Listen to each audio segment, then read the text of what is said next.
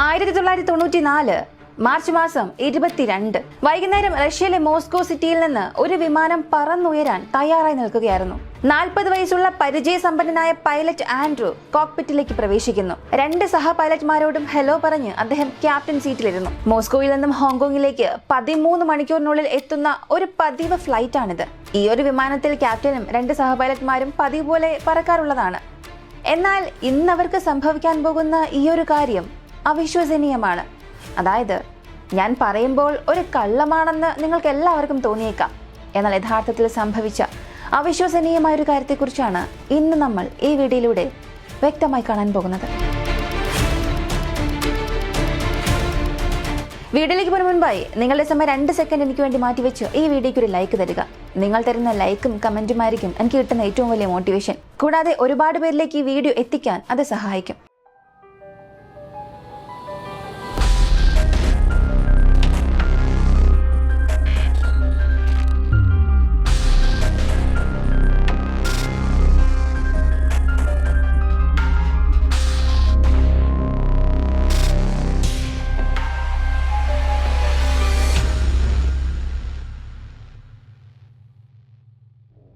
പരിചയസമ്പന്നനായ captain ആൻഡ്രൂവിനൊപ്പം 2 സഹ പൈലറ്റുമാർ ഉണ്ടായിരുന്നുവെന്ന് ഞാൻ പറഞ്ഞു.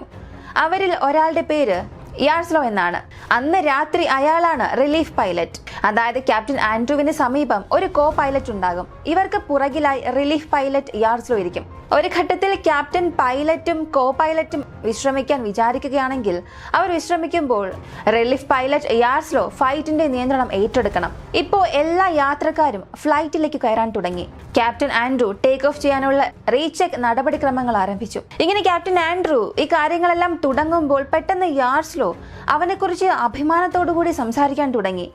അവൻ വളരെ നല്ല പിതാവാണെന്നും തൻ്റെ കുടുംബത്തെ എത്രമാത്രം പരിപാലിക്കുന്നു, സ്നേഹിക്കുന്നു. ഇതുവരെ അദ്ദേഹത്തിന്റെ ഭാര്യ, മക്കൾ ഒരു അന്താരാഷ്ട്ര വിമാനത്തിൽ പോയിട്ടേയില്ല. അതിനാൽ ഈ വിമാനത്തിൽ ഞാൻ അവരെയും കൊണ്ടുവന്നു. കൂടാതെ ഇന്ന് രാത്രി മകനും മകൾക്കും ഒരു സർപ്രൈസ് വച്ചിട്ടുണ്ട്. ഇങ്ങനെ അഭിമാനത്തോടു കൂടി അവരെക്കുറിച്ച് സംസാരിക്കാൻ തുടങ്ങി. യഥാർത്ഥത്തിൽ ക്യാപ്റ്റൻ ആൻഡ്രൂ, സഹ പൈലറ്റ്, ഇവർ 2 പേരും യാർസ്ലോ പറയുന്നത് ശ്രദ്ധിച്ചിട്ടും അവർ ഒന്നിനും മറുപടി നൽകിയില്ല. അവർ അവനെ പൂർണ്ണമായും അവഗണിച്ച് അവരുടെ ജോലി നോക്കാൻ തുടങ്ങി. പക്ഷെ യാർസ്ലോ സംസാരം നിർത്തിയില്ല. അവൻ അവരെക്കുറിച്ച് അഭിമാനത്തോടു കൂടി സംസാരിച്ചുകൊണ്ടേയിരുന്നു. ഒടുവിൽ അവർക്ക് ഈ ഫ്ലൈറ്റ് ടേക്ക് ഓഫ് ആക്കാനുള്ള സിഗ്നൽ ലഭിച്ചു. യാർസ്ലോ തുടർച്ചയായി സംസാരിച്ചുകൊണ്ട് അവരെ ശല്യപ്പെടുത്തിയെങ്കിലും ആൻഡ്രൂ ഫ്ലൈറ്റ് എടുത്ത് ശരിയായി പറക്കാൻ തുടങ്ങി. ഏതാനും മിനിറ്റുകൾക്കുള്ളിൽ ഫ്ലൈറ്റ് ക്രൂയിസിംഗ് ഉയരത്തിലെത്തി. അവിടെ നിന്ന് ഒരു സാധാരണ സ്പീഡിൽ ഓട്ടോ പൈലറ്റ് മോഡിൽ ഹോങ്കോങ്ങിലേക്ക് പോകാൻ തുടങ്ങി. പക്ഷെ ഇതിനിടയിലും യാർസ്ലോ അവനെക്കുറിച്ച് അഭിമാനത്തോടു കൂടി സംസാരിക്കുന്നത് നിർത്തിയതേയില്ല. അവൻ ഇതും അതും പറഞ്ഞുകൊണ്ടേയിരുന്നു. ഫ്ലൈറ്റ് പുറപ്പെട്ട് 5 മണിക്കൂർ കഴിഞ്ഞു. എന്നിട്ടും അവന്റെ സംസാരം അവൻ നിർത്തിയതേയില്ല.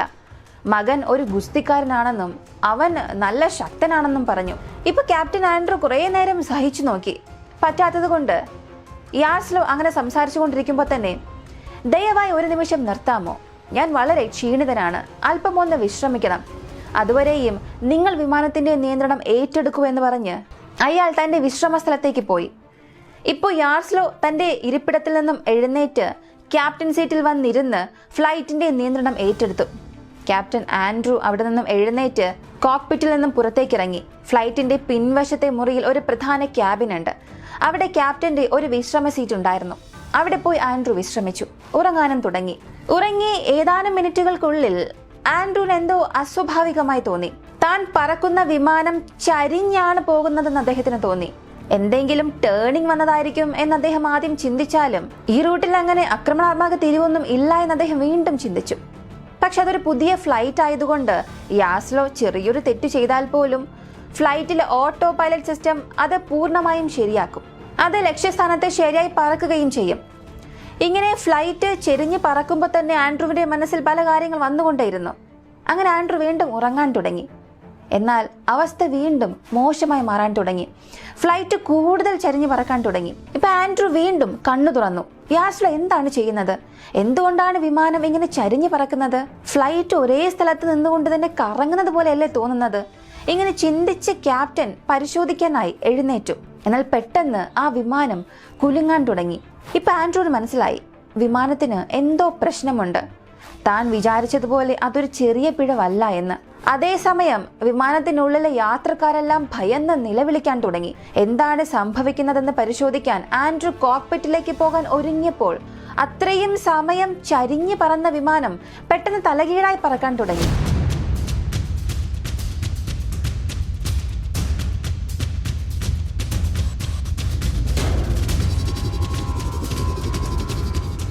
ഇപ്പോൾ ആൻഡ്രൂവും യാത്രക്കാരും തലകീഴായി തൂങ്ങിക്കിടക്കുകയായിരുന്നു.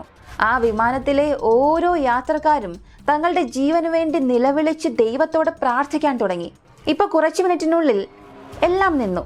ഫ്ലൈറ്റ് കുലുങ്ങുന്നത് അവസാനിച്ചു. ശരിയായ രീതിയിൽ ഫ്ലൈറ്റ് നിന്നു. സാധാരണ നിലയിലെത്തി. പതിവ് പോലെ പറക്കാൻ തുടങ്ങി. കുറച്ച് മിനിറ്റിൽ എല്ലാം ശരിയാണെന്ന് തോന്നി. ഇതാണ് ശരിയായ സമയമെന്ന് മനസ്സിലാക്കിയ ആൻഡ്രൂ ആ അവസരം മുതലെടുത്ത് പെട്ടെന്ന് എഴുന്നേറ്റു.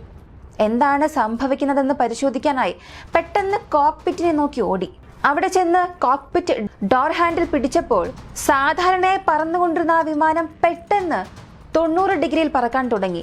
അതും അതിവേഗത്തിൽ പറക്കാൻ തുടങ്ങി.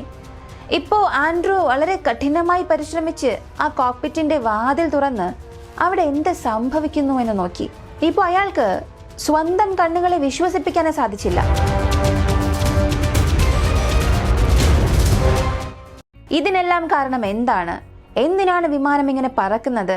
അതിനുള്ള കാരണം എന്താണെന്ന് അദ്ദേഹം തന്റെ കണ്ണുകൾ കൊണ്ട് കണ്ടു.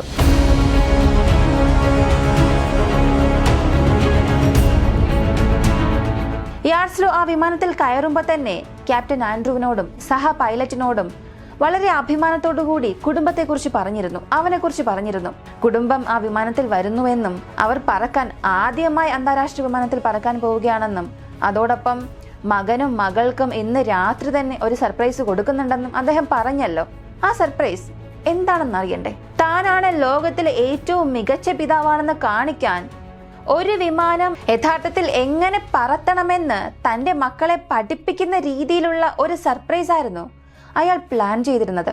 അവന്റെ കുട്ടികൾക്ക് ആ വിമാനം എങ്ങനെ കൈകാര്യം ചെയ്യണമെന്ന ഒരു ധാരണയേ ഇല്ല. ക്യാപ്റ്റൻ ആൻഡ്രൂ ബ്രേക്ക് എടുത്ത് ഉറങ്ങാൻ പോയ സമയത്ത് യാർസ്ലോ തന്റെ കൗമാരക്കാരായ മകനെയും മകളെയും ക്യാബിനിൽ നിന്നും കോക്പിറ്റിലേക്ക് വിളിച്ചു. അവർ അകത്ത് വന്ന് ക്യാപ്റ്റൻ സീറ്റിലിരുന്നു. വിമാനം കൈകാര്യം ചെയ്യാൻ തുടങ്ങി. ആദ്യം യാർസ്ലോവിന്റെ മകളായിരുന്നു ആ ഒരു സീറ്റിലിരുന്നത്. യാർസ്ലോ മകളോട് സ്റ്റിയറിംഗ് വീൽ പിടിച്ചത് എങ്ങനെയുണ്ട് ഒന്ന് ഫീൽ ചെയ്യാനായി ആവശ്യപ്പെട്ടു. എങ്കിലും അവൾ ഒന്നും തന്നെ ചെയ്തില്ല. ഒന്നും തൊടാതെ അവിടെ അല്പസമയം ഇരുന്നിട്ട് എഴുന്നേറ്റു. എന്നാൽ അടുത്ത സീറ്റിലിരിക്കാൻ പോയ യാർസ്ലോയുടെ കൗമാരക്കാരനായ മകൻ അവൻ അവിടെ വന്ന് ഇരുന്ന ഉടനെ തന്നെ സ്റ്റിയറിംഗ് വീൽ പിടിച്ചു വലിച്ചു. ആ സമയം എങ്ങനെയോ ഓട്ടോ പൈലറ്റ് ഫീച്ചറും ഓഫായി.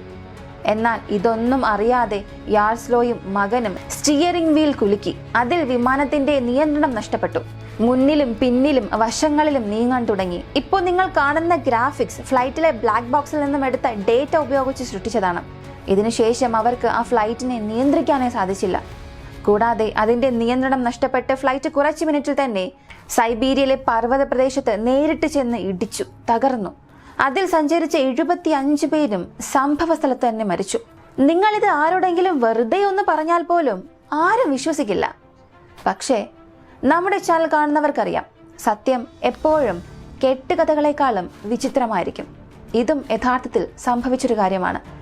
ഇപ്പോഴും നിങ്ങളിൽ പലരും ഇത് വിശ്വസിച്ചിട്ടുണ്ടാകില്ല എന്നറിയാം. നിങ്ങൾക്ക് തീർച്ചയായും ഗൂഗിളിൽ ഇത് പരിശോധിക്കാം. ഈ ഒരു വീഡിയോയെ കുറിച്ചുള്ള നിങ്ങളുടെ അഭിപ്രായം എന്താണെന്നുള്ളത് കമന്റിൽ പറയുക. വീഡിയോ ഇഷ്ടമായാൽ ലൈക്ക് ചെയ്യുക, ഷെയർ ചെയ്യുക. നമ്മുടെ ചാനൽ ആദ്യമായി കാണുന്നവരാണെങ്കിൽ മറക്കാതെ സബ്സ്ക്രൈബ് ചെയ്ത് സപ്പോർട്ട് ചെയ്യുക. മറ്റൊരു വീഡിയോയുമായി വീണ്ടും കാണാം.